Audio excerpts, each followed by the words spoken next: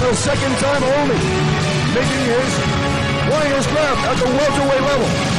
Coming off a unanimous decision win over Mike Hackett here in AFC, but still stinging from his last fight being a...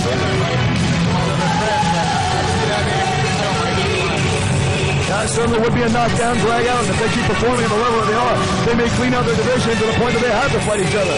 Only time will tell. Only time will tell. And you put the belt on the line, people will fight each other. So we look at the tail of the tape. Ryan Machan, 27 years old, 5'11", weighed in over on the limit at 170 pounds with a career record of... He's an MMA fighter with 12 wins, 6 losses. He stands in at 5 feet, 11 inches tall, and weighs in at 173 pounds. Fighting out of Sylvan Lake, Alberta, presenting Ryan Machan. And as you said, John, this is one that could kick off into fight of the night. Hinchliffer wearing the black trunks with white script. Machan wearing the black trunks with green script. Machan coming out right away, pumping that jab. Both guys feeling each other out at this moment. And Machan's very deceptive when you look at his record. He's got 9 wins by submission, only 3 by knockout, but very adept at the standing game.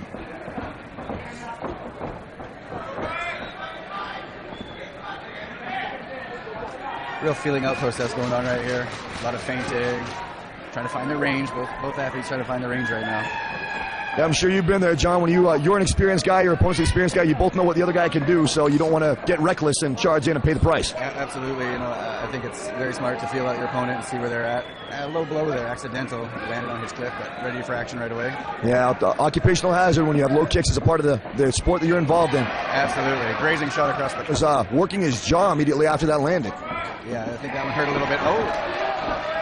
Man, Machan going for a takedown, and Hinchliffer simply shoving him away.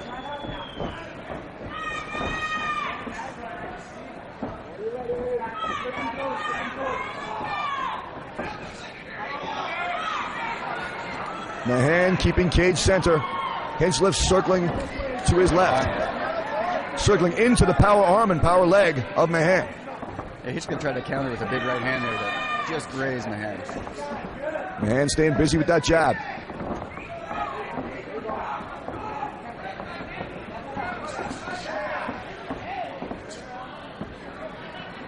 And Machan's pumping the jab a lot, but not putting lots on it. You know, still trying to find that range. And yeah, using it very much like a setup punch, but there was nothing set up about that liver shot of Hinchliffer. Absolutely, but that was a nice little elbow. It looked like he threw over the top of it after that jab.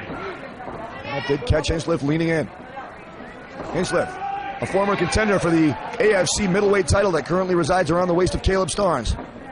Now playing his trade at welterweight, where he would arguably, John, have a much more of a size and strength advantage over welterweight opponents. Yeah, absolutely. He's not the biggest middleweight out there. He seems to suit 170 quite well, looking at him right now.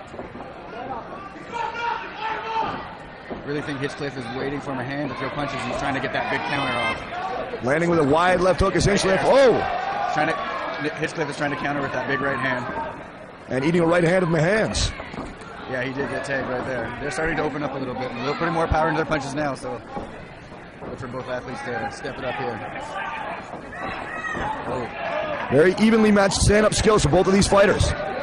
Machan very slick, using his right hand to slap down the left hand of Hinchliffer and then punch him in the face with the same fist. Now chasing Hinchliffer around, throwing punches. Hinchliffer keeping a high guard, blocking most of them. Yeah, Hinchliffer's doing a lot of circling right now. I don't know if one of those punches got through and hurt him or what happened, but he was kind of circling there for a minute and didn't want to engage. But now he's coming back with the windmill punch. Wild overhand right, collides with the jaw of Ryan Machan. Bad intentions. Has to be careful though, throwing too much power in those punches. Get yourself caught off guard and out of stance.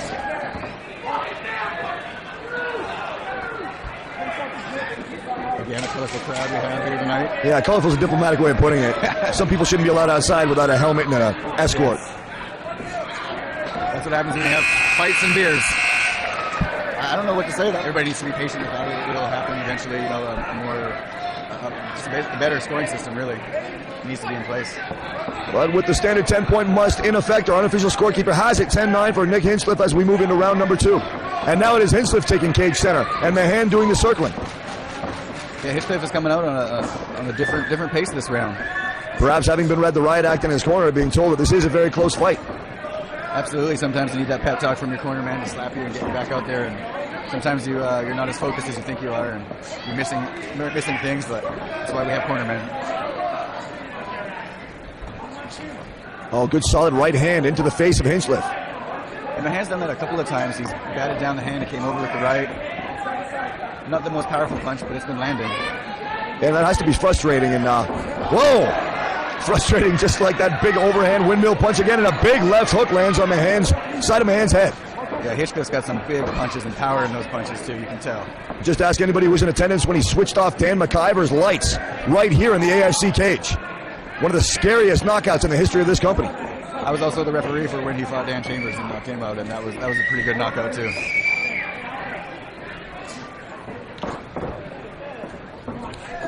And Mahan, very good technique, utilizing his length and his reach very well. Putting his punches together well, but yes, I would have to agree with you, John, that the obvious power advantage has to go to the Juggernaut. Yeah, absolutely. He packs a punch, that's for sure. Oh, speaking of power, big right hand snaps back the head of Hinchliffer. It's weird, this fight is, oh, nice, right hand again by Machan. And this is the technical superiority of Mahan, and he's got Hinchliffer in trouble. Hinchliffer on the back pedal, trying to defend himself with a wild right hand. Gets himself out of trouble, but opened up his Hinchliffer, bleeding freely from the bridge of his nose now. Yeah, Mahan was on the attack there, landed some good shots, backing up Hinchliffer. Hinchliffer back in the fight again now, though. Actually, that blood may be coming from inside of the nose. Hinchliffer was snorting as if trying to get blood out of his airway. If that nose is broken, it's definitely going to have an effect on his cardio. Oh! Nice head kick.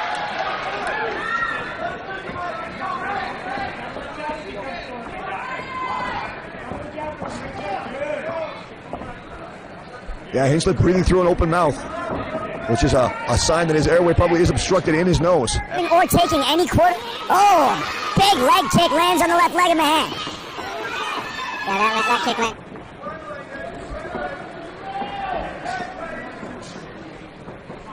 Mahan trying to use that jab to keep Hinchliffer at bay.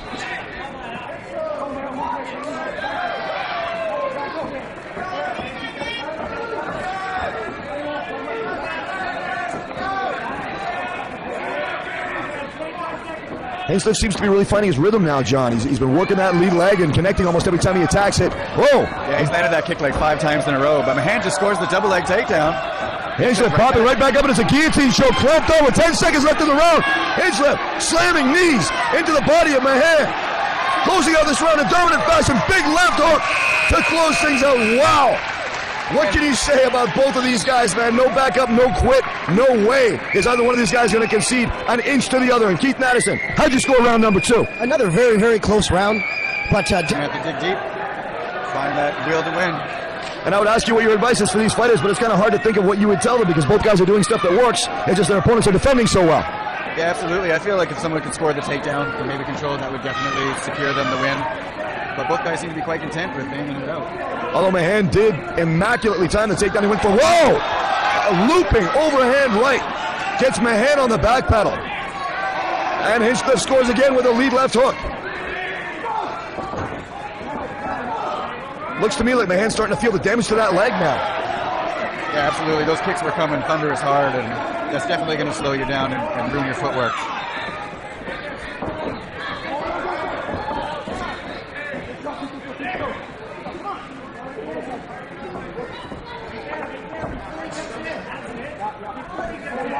Essentially a kickboxing match up until this point.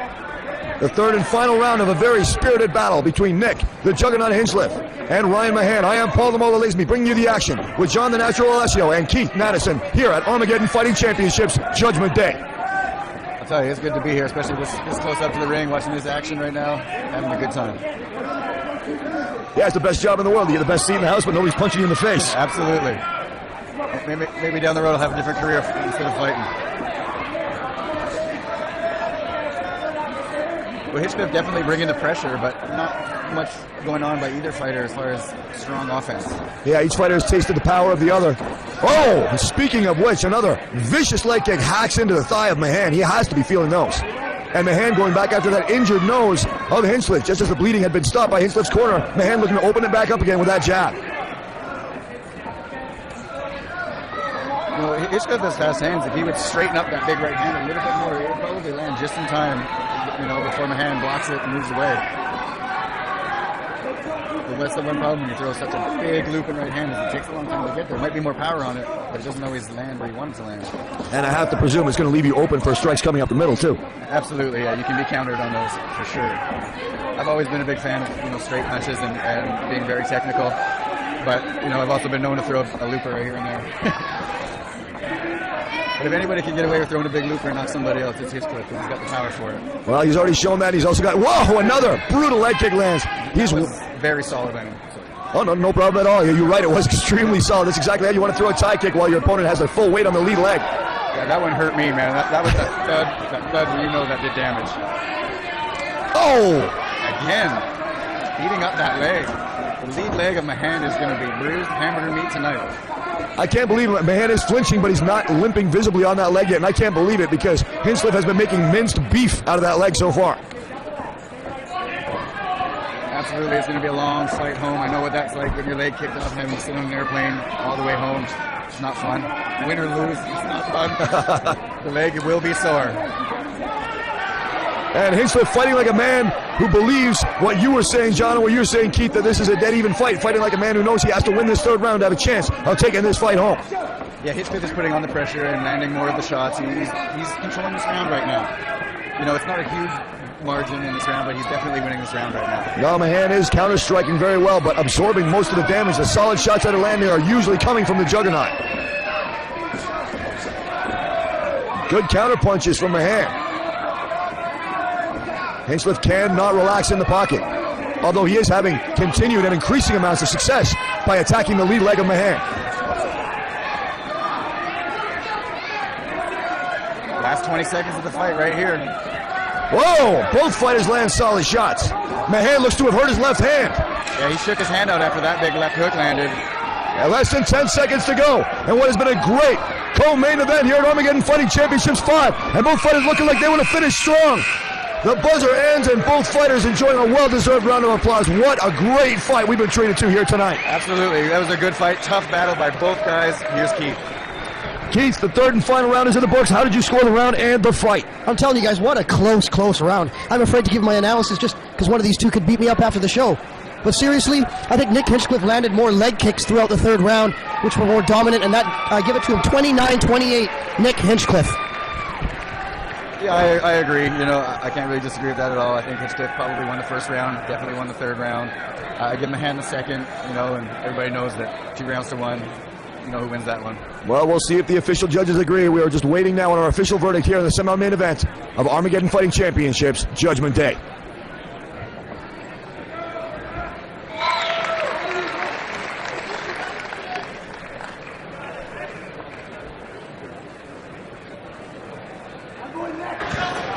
Ladies and gentlemen, after 3 rounds of fighting, we go to the judges' scorecard for the decision. Judge number 1 scores the bout 29-28. Judge number 2 scores the bout 30-28. Judge number 3 scores the bout 29-29. Declaring the winner by split decision out of the red corner, Nick Hinchliffer.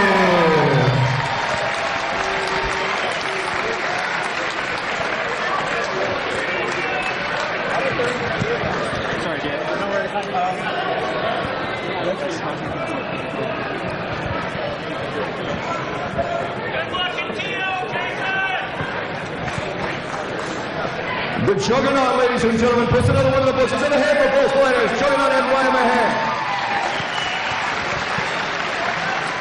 So Nick, definitely not a gimme fight, definitely not the easiest victory of your career. Did you plan on this being a kickboxing match as it turned out being? Yeah, I mean, if anybody's sure dogs Ryan Machan, I have a hard time pronouncing his last name. He's got a lot of big wins, guys. This is the first fight, he's lost in a while. Every fight he's won, he's finished. He's a tough guy. I mean, moving down to this weight class, I didn't want any gimme fights. I want to only fight the toughest guys around because I want to come out and let everybody know that there's tough motherfuckers on this island. So I only want to fight the best. If it goes that way and it goes to decision, it's because you're seeing 2 of the best guys in Canada come out here. Ladies and gentlemen, Nick the Juggernaut